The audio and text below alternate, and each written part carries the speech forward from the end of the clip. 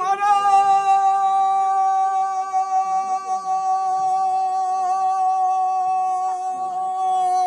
की नमस्कार.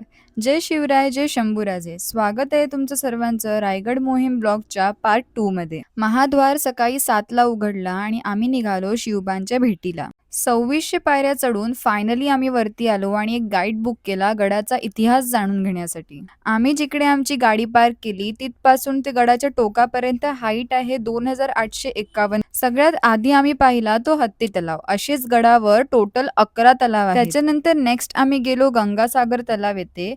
राजांच्या राज्याभिषेक सोहळ्यातलं शिल्त पाणी या गंगासागर तलावात सोडण्यात आलं होतं, म्हणूनच इतिहासात याला शिल्त गंगासागर तलाव असं नाव देण्यात आलं होतं. आणि गडावरचं सगळ्यात मोठं तलाव हेच आहे. सेवेचे ठाई तत्पर हिरोजी इंदुलकर यांनी हा रायगड किल्ला ऑलमोस्ट 14 वर्षात बांधला. नेक्स्ट आम्ही गेलो राणी महालात. शिवाजी महाराजांना 8 राण्या होत्या. इकडे राजांचे अष्टप्रधान मंडळ राहायचे आणि हे आहे धान्यांचे कोठार. हे ऑलमोस्ट 22 फीट खोल आहेत.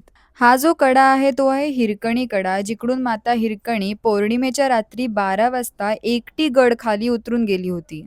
आणि या 11 पायथ्याण्या उतरून हा रस्ता जातोय खलबतखान्याकडे, जिकडे महाराजांच्या वेळी सगळ्या गुप्त चर्चा व्हायच्या. इकडची गोष्ट तिकडे अजिबात जाऊ शकत नाही. आणि इकडे ह्या सगळ्यांच्या पण आता गुप्त चर्चा चालू झाल्या होत्या. तिकडून बाहेर आल्यावर आम्ही छत्रपती शिवाजी महाराज यांना मुजरा केला आणि गेलो होळीच्या मैदानात. तेव्हा आम्हाला ही चिमुकली मुले राज्याभिषेक सोहळ्याची तयारी करताना दिसले. तिकडूनच पुढे चालत चालत आम्ही गेलो जगाचा ईश्वर जगदीश्वर मंदिराकडे. खरंच खूपच सुरेख असं मंदिर आहे हे. कधी रायगडावर आला तर हे अजिबात स्किप करू नका. शिवाजी महाराजांच्या समाधीला पाया पडले. त्यांनी आपल्यासाठी जे काही केलंय, जे काही उभारलंय, त्यासाठी मी कायम त्यांची ऋणी राहीन. आणि मग तिकडून आम्ही गेलो टकमक टोकावर. राजांच्या दरबारी जेव्हा गद्दारी व्हायची, चोरी व्हायची किंवा कोणी कोणताही नियम मोडला तर त्या व्यक्तीला टकमक टोकावरून कडेलोट केलं जायचं.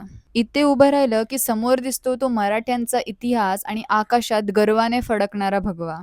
आणि हा आहे माझ्या राजाचा राजवाडा, जिथे त्यांनी 3 एप्रिल 1680ला अखेरचा श्वास घेतला. हे सगळं बघून मन अगदी भावूक झालं होतं.